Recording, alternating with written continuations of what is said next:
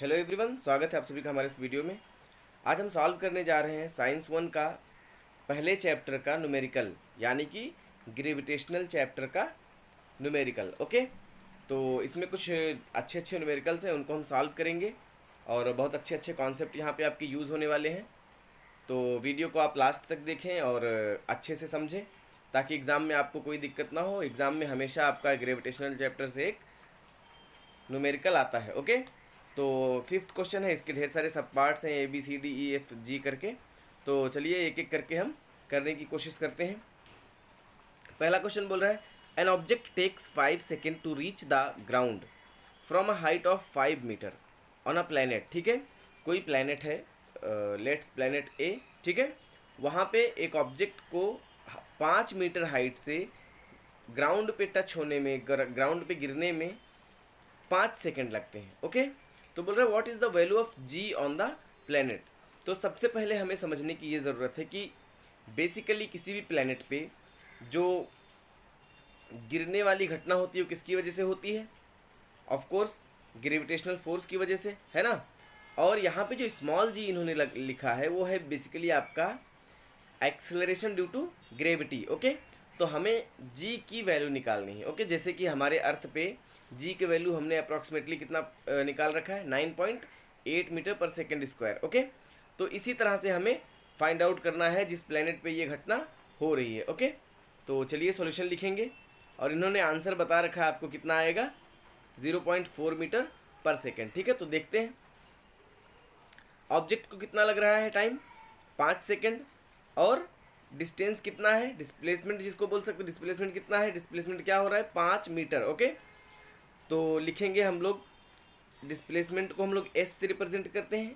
तो S equals to 5 metre दिया है आपको, यहाँ लिख लेंगे गिवन दैट, जो गिवन डेटा है वो इकट्ठा कर लेंगे।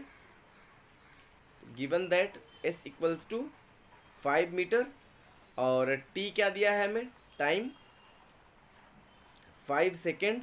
ओके, और उसके बाद बोला गया है कि आप जी की वैल्यू बताओ। ठीक है, तो अब एक चीज़ आप ध्यान दो, कोई भी ऑब्जेक्ट जब ऊपर से हम ड्रॉप करते हैं, जाहिर सी बात है पहले ऑटोमेटिकली तो ऊपर जाएगा नहीं, या तो आप ऊपर फेंकोगे या तो आप ऊपर से उसको ड्रॉप करोगे। तो ऐसी सिचुएशन में जब आप किसी भी ऑब्जेक्ट को ड्रॉप करने वाले हो तो स्टेशनरी रहता है पहले वो, है ना। इनिशियली क्या रहता है वो, आप जब हाथ में पकड़ के रखे हो तब तो वो रुका है, तब उसके पास कोई वेलोसिटी तो होती नहीं है ना, वो स्टेशनरी होता है, रेस्ट पे रहता है। तो हम लिखेंगे यहाँ पे we know that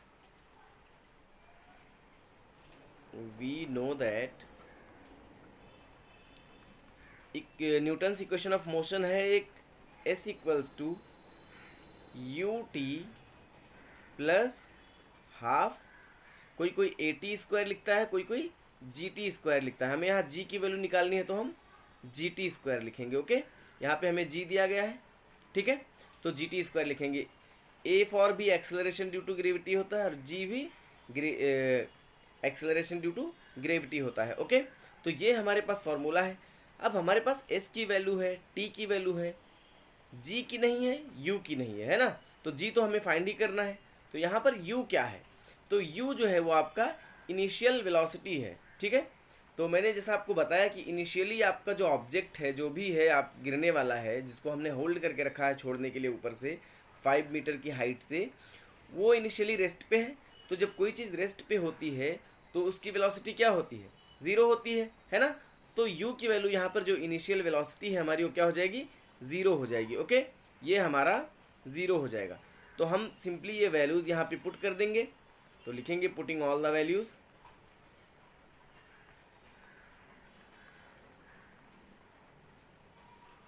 यहाँ पर सारी वैल्यूज़ पुट कर देंगे। इसकी वैल्यू क्या है, 5 है, इक्वल्स टू u 0 है तो 0 इंटू टी, अगर 0 से किसी में मल्टीप्लाई करो तो वो 0 ही हो जाता है, फिर भी लिख लेते हैं 5 सेकेंड टी दिया है, plus 1/2 into g into T का स्क्वायर मतलब 5 का स्क्वायर। ओके, सो यहाँ पर ये देखिए आपका 0 हो गया, ये हो गया हमारा 5 और ये हो गया 0, ये plus half into g into 25। Okay, अब एक चीज़ ध्यान दो, ये 0 हो गया तो ये वाला टर्म आपका ख़त्म हो जाएगा, this will give you 1/2 into g into 25। ये 2 इधर जाएगा तो मल्टीप्लाई करेगा, तो ये हो जाएगा आपका 10, 2 5 जा 10 इक्वल्स टू 25G, है ना। अब ये 25 यहाँ आएगा तो डिवाइड करेगा, तो इसको हम लिख सकते हैं G इक्वल्स टू 10/25। ये आपका 5 2 जा 10 और 5 5 जा 25। This will give you G equals to 2/5। और जब आप इसको डिवाइड करोगे 5 से 2 को, तो आपको मिलेगा 0.4। ओके, अब ये 0.4 जो हमारा आया है, ये है हमारा आंसर।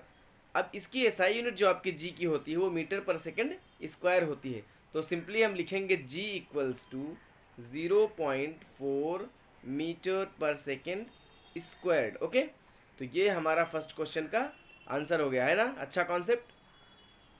तो इस तरह से आप इसको सीख सकते हैं और इसमें साइंस ढूंढ सकते हैं न्यूमेरिकल प्रॉब्लम्स में। इसीलिए दिया जाता है न्यूमेरिकल आपको, ताकि आपके कॉन्सेप्ट अच्छे से क्लियर हो सकें। ओके, तो चलिए इसका अगला क्वेश्चन देखते हैं। अगला क्वेश्चन हमारा बोल रहा है the radius of a planet A is half the radius of planet B. कोई प्लैनेट ए है और एक प्लैनेट बी है, जिसमें प्लैनेट ए का रेडियस प्लैनेट बी के रेडियस का आधा है। ओके, प्लैनेट ए का रेडियस प्लैनेट बी के रेडियस से आधा है। ओके, आगे बोल रहा है if the mass of A is M A. बोल रहा है एम ए जो है वो ए प्लैनेट का मास है। फिर what must be the mass of planet B so that the value of ji on the B planet is half that of its value on G. बोल रहा है कि बी जो प्लैनेट है उसका मास क्या होना चाहिए जिससे बी पे जो आपका जी का वैल्यू है वो ए के कंपैरिजन में हाफ हो। ओके, तो चलिए देखते हैं। पहले हम लोग क्या करेंगे, अज्यूम करेंगे। तो लेट, यहाँ पर एम ए पहले से दिया है, तो हम लोग एम बी अज्यूम करते हैं। M B the mass of planet B. Okay, M A हमें दिया है, एम ए किसका है, ए का है, तो रेडियस मानेंगे यहाँ and R A and R B be the radius of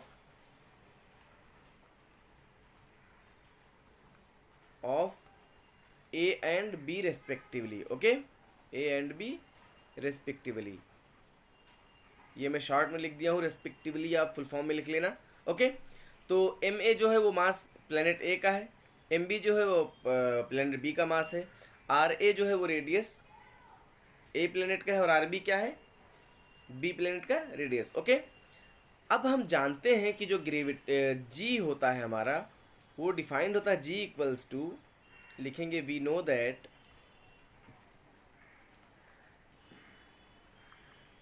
ji equals to G M by R square. Okay, अब ये आर स्क्वायर है नीचे। अब एक चीज़ ध्यान दो, अगर हम प्लैनेट ए के लिए लिखेंगे तो यहाँ एम की जगह पर एम ए हो जाएगा और आर की जगह पे आर ए हो जाएगा। ओके, तो लिखेंगे फॉर प्लैनेट ए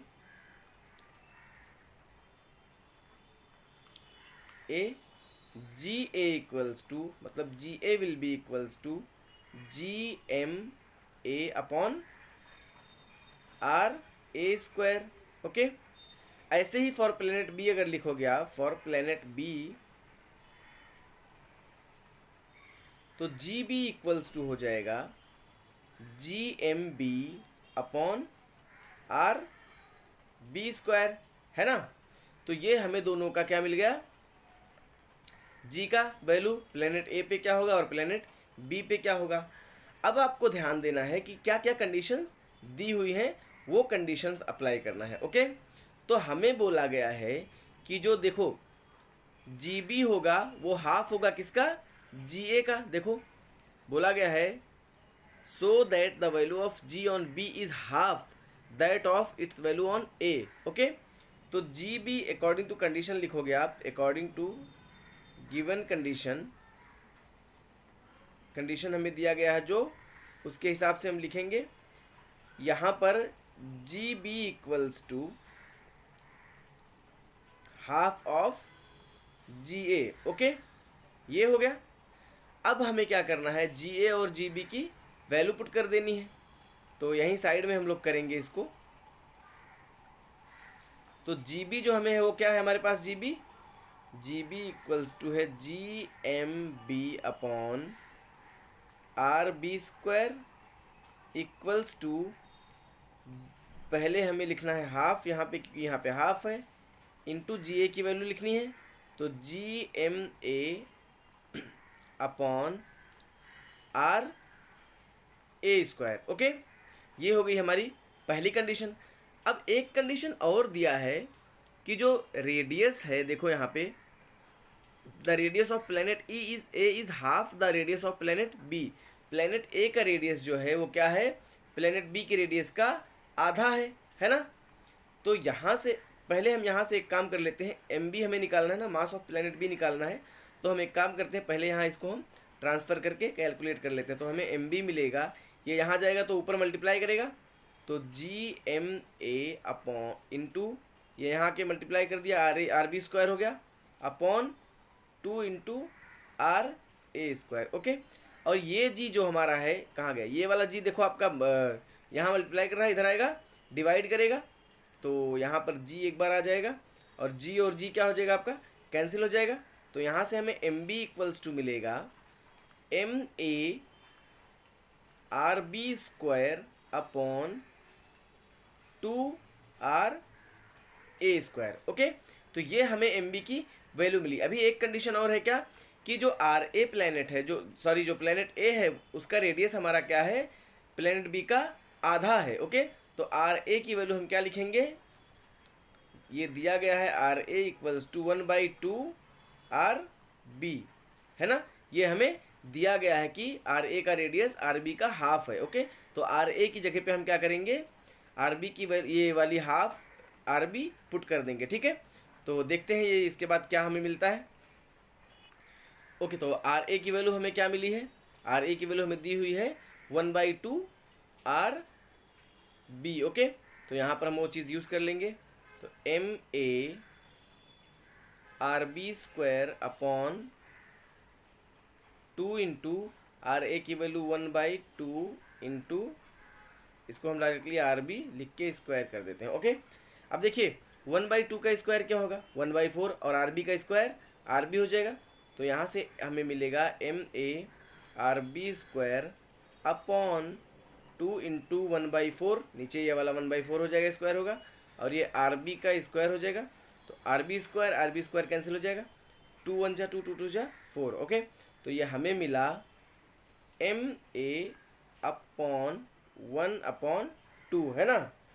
अब एक चीज़ देखो, अगर हम ऊपर और नीचे दोनों में 2 से मल्टीप्लाई कर दें तो क्या होगा, यहाँ पे अगर 2 से आप मल्टीप्लाई कर दो और यहाँ पे 2 से मल्टीप्लाई कर दो, तो ये और ये 2 कट जाएगा, तो सिंपली ये क्या आ जाएगा आपका 2ma। ओके, तो एम बी की वैल्यू क्या आई हमें, एम बी की वैल्यू हमें मिली 2ma, और यही हमारा आंसर है क्या, मतलब जो मास ऑफ प्लैनेट बी है वो एम ए का क्या होना चाहिए, ट्वाइस होना चाहिए। ठीक है, 2 गुना होना चाहिए। ठीक है, तो इस तरह से आप ये क्वेश्चंस कर सकते हो। एक और क्वेश्चन अगला करते हैं, चलिए देखते हैं क्या है।